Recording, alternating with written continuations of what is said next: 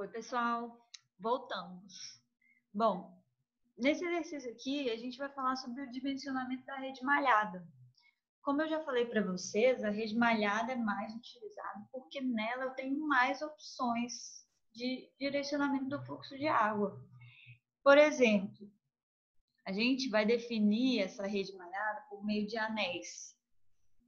Ou a gente tem a rede malhada por blocos também, mas anéis preferencialmente.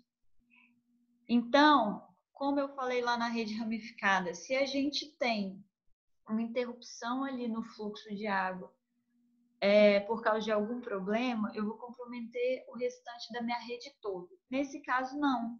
Se eu tenho um problema aqui, por exemplo, eu posso ter essa distribuição acontecendo por um outro caminho.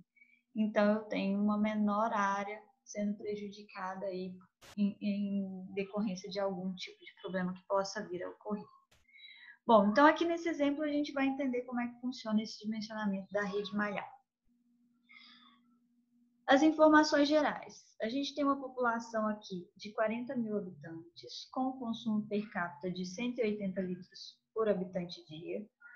K1 que a gente conhece 1,2, K2 1,5, o coeficiente de Reisman para o tipo de tubulação que vai ser utilizado 130, e a área total de abastecimento desse anel aqui, que a gente vai posicionar, é de 60 hectares.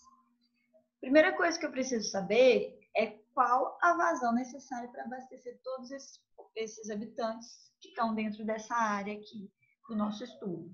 Então, a gente vai usar a nossa formulazinha Q3 aqui, considerando, mais uma vez, a vazão máxima horária. Por isso, eu uso o coeficiente K2, 1,5, porque eu preciso considerar essas variações horárias de consumo. Então, basicamente, a gente tem K1 vezes K2, vezes a população, vezes o consumo per capita, dividido por 86.400. E assim eu tenho a minha vazão máxima horária do que é necessário para abastecer essa população inserida nessa área aqui. E daí, outro ponto importante é a gente ter uma vazão específica.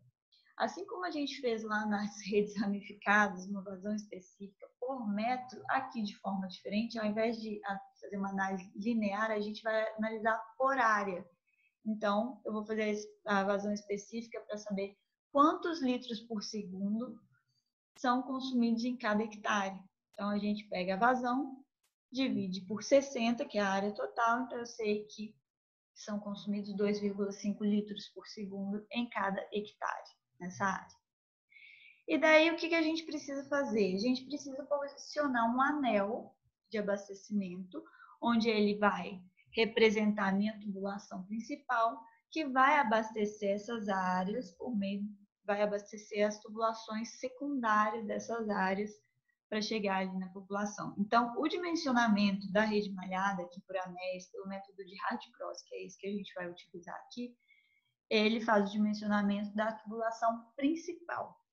E daí, a gente posiciona o anel na nossa área, e já vou dizer para vocês, aqui eu tenho uma representação que ela não está proporcional, só para ficar mais fácil visualmente da gente ver.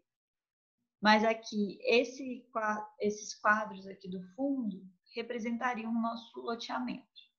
E daí eu posicionei um anel e os meus nós nesse anel, onde cada um desses nós, em cada um desses nós eu vou ter o abastecimento das redes secundárias, para abastecer toda essa área. Então, o que a gente tem aqui? No nó 1, o nó 1 vai abastecer uma área de 20 hectares, o nó 2 uma área de 12, nó 3, 20 também, e o nó 4, 8 hectares. Então, por isso que eu falei que não está proporcional, porque aqui está tudo quadradinho. E aí, eu vou saber qual que é a vazão de carregamento de cada nó, ou seja, qual que é a vazão necessária em cada nó para abastecer essa área que ele abastece. Como que a gente faz? Pego minha vazão específica, vezes a área, daí a gente tem a vazão de carregamento de cada nó. Feito isso, a gente consegue colocar isso na nossa representação. Então, nessa representação aqui, eu tenho detalhado como que seria esse abastecimento. Então, eu vou ter um reservatório que vai jogar 150 litros por segundo aqui para esse anel. No nó 1, vou ter um consumo de 50 litros por segundo, nó 2, 30 litros por segundo, nó 3, 50 e 4, 20. Aqui a gente também tem as dimensões das tubulações. Nesse caso aqui, a gente está respeitando o que a norma pede de ter um limite de até 600 metros para as tubulações, para facilitar a questão de trabalho, evitar alguns problemas com as tubulações. Então, eu tenho 600, 450, 570, 370. Esses são os comprimentos das tubulações da minha rede principal. Bom, e agora a gente precisa fazer algumas definições nesse anel para que a gente faça o nosso cálculo. O método de Haji-Cross é um método iterativo, ou seja, eu vou fazer uma distribuição aleatória, eu vou pensar aqui numa distribuição dessa vazão, mas eu preciso respeitar duas regras. Em cada nó, a vazão tem que ser zero. Isso daí está relacionado, tudo aqui vai estar relacionado com conservação de energia e massa. Então, tudo que entra, o mesmo tanto que entra, tem que ser o mesmo tanto que sai. Então, em cada nó, o somatório das vazões tem que ser igual a zero, o que entra e o que sai. E no anel todo, o somatório das perdas de carga tem que ser também igual a zero. Então, a partir desses dois pressupostos, eu posso distribuir essa vazão, e a gente não tem um sentido definido, mas de forma aleatória, eu vou colocar uma vazão que eu acho que seja suficiente para fazer esse abastecimento e verificar se eu atendo a essas questões. Primeira coisa, a gente vai definir qual seria o sentido do fluxo positivo. Então, aqui eu coloquei uma setinha no sentido horário e eu vou considerar que esse é o meu sentido positivo.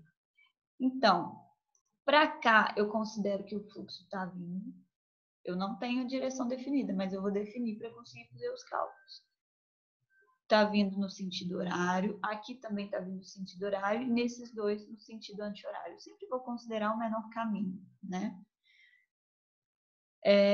Então, aqui eu vou considerar que minha vazão é positiva, aqui positiva, e aqui nesses dois a minha vazão vai ser negativa, simplesmente porque ela está contra o sentido horário. Tá? Então, a gente pode já ir colocando essas informações nas nossas tabelinhas. Como que a gente vai fazer? Defino aqui trecho 1, trecho 2, trecho 2, trecho 3, trecho de 1 a 4 e de 4 a 3. Fiz na direção dos fluxos. Coloquei os comprimentos e agora eu vou definir qual vazão que vai para cada lado. Tudo que está em vermelhinho aqui é que eu defini, tá? Então, eu estou considerando aqui. Eu tenho 150 litros por segundo chegando do reservatório e 50 litros vão ser consumidos já aqui no nosso nó 1. Então, vai sobrar 100 litros por segundo. Então, eu defini que 60 vai vir para esse lado e 40 vai vir para esse lado. Eu já zerei esse nó. Chegou 150, saiu 50, saiu 60 e 40, então saíram também os mesmos 150. Seguindo aqui nessa direção, quando chegar nesse nó, vou ter um consumo de 30 litros por segundo. Então, vai sobrar 30 litros por segundo. E aí, ele vai continuar aqui. E eu zerei mais um nó. Chegou 60, saiu 30 de consumo e o 30 que vai continuar aqui pela tubulação. Vindo para o lado de cá, a gente já tinha definido que viria 40 para cá. No nó 4, vão consumir 20 litros por segundo, vai sobrar 20 litros por segundo. Aqui eu fecho toda a minha conta. Então, chegou 30 daqui, 20 daqui, abasteci esse meu último nó com 50 litros por segundo. Então, eu já respeitei o primeiro princípio, que as vazões em cada nó, elas têm que estar, o somatório das vazões em cada nó tem que ser igual a zero. Então, tá beleza. Vou colocar isso na tabelinha. Então, aqui no meu primeiro trecho, de 1 a 2, 60. No segundo, 30. No terceiro, de 1 a 4, a gente tem menos 40, porque está contra o fluxo. E menos 20 de 4 a 3, porque também está contra o fluxo. Da mesma forma que a gente fez lá nas redes ramificadas, a gente vai definir o diâmetro olhando para essa tabelinha aqui. Então, para 60, por exemplo, eu vou me encaixar no diâmetro de 300, porque está acima de 53, mas está abaixo de 84, então está dentro aqui do diâmetro de 300. Para 30, a gente vai olhar aqui, eu vou me encaixar no diâmetro de 250. Então, a gente faz isso para todos os trechos e define os diâmetros assim. Posteriormente, a gente faz o cálculo da perda de carga unitária, sempre lembrando de transformar a vazão para metro cúbico por segundo. Então, eu estou dividindo aqui as vazões por 1000 por isso. E também transformar os diâmetros para metros. Então, estou dividindo por 1000 mais uma vez aqui, por causa disso. Então, usei a formulazinha de Heisen-Williams, 10,65 vezes vazão elevado a 1,85 vezes o C, coeficiente Heisen-Williams, que para a gente quer 130, elevado a menos 1,85 vezes o diâmetro, que dividi por 1000 para transformar em metros, elevado a menos 4,87. Fiz o cálculo da perda de carga unitária para cada trecho, vou calcular agora a perda de carga. Como que a gente faz isso? Multiplicando pelo comprimento. Detalhe, gente, aqui eu não falei. Para esses dois pontos, que eu tenho as vazões negativas, se eu fizer o cálculo com a vazão negativa, vai dar erro na fórmula. Então, a gente coloca um negativozinho aqui antes da vazão, que aí ele vai calcular como módulo. Então, aqui eu vou sair com a minha perda de carga unitária positiva, mas eu tenho que considerar, né, na representação aqui, que é negativo porque está contra o fluxo. Então, mais uma vez, eu volto com o negativozinho aqui, tá? Para a gente conseguir fazer esse somatório certinho e ver se deu zero ou se não deu. Então, coloque um negativo aqui para esses dois que estão contra o fluxo. Nesse aqui eu não coloquei, nem nesse. E aqui, para o cálculo, é necessário colocar, porque senão a fórmula vai dar erro. Vocês podem até tentar, mas vocês vão perceber que vai dar erro. Bom, e agora, preciso saber se eu respeitei a minha segunda definição, né, de Radcross. Se o somatório das minhas perdas de carga é igual a zero. E a gente percebeu aqui que não. É igual a menos 0,15. Como que a gente faz, então? Agora eu vou fazer os ajustes. Então, eu vou fazer uma correção das minhas vazões. Para isso, a gente usa uma formulazinha de ΔQ, que é igual a menos o somatório da perda de carga, que é isso daqui, dividido por 1,85, se eu tiver utilizado Heisen-Williams, vezes, aqui embaixo, o somatório, né, da perda de carga dividido pela vazão. Aqui eu não preciso fazer transformação, tá, gente? Simplesmente o que eu fiz é separar esses termos para facilitar aqui no cálculo do ΔQ. Então, a gente vai simplesmente pegar a perda de carga calculada e dividir pela vazão. Faço o somatório aqui embaixo, tanto da perda de carga como desse termo, e aí eu consigo fazer o meu cálculo. Somatório de perda de carga dividido por 1,85 vezes o somatório desse termo. E esse aqui é o ajuste que vai ser necessário fazer. Então, eu tenho um ajuste de 0,56 para ser feito. O que isso significa? Eu vou pegar a minha vazão aqui do início, que eu chutei, e aí eu vou precisar somar com esse ΔQ.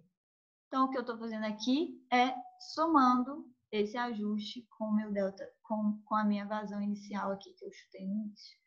Então, a gente vai aumentar as duas vazões positivas e, naturalmente, diminuir as vazões negativas. Aqui para o cálculo, a gente mantém o sinal de negativo.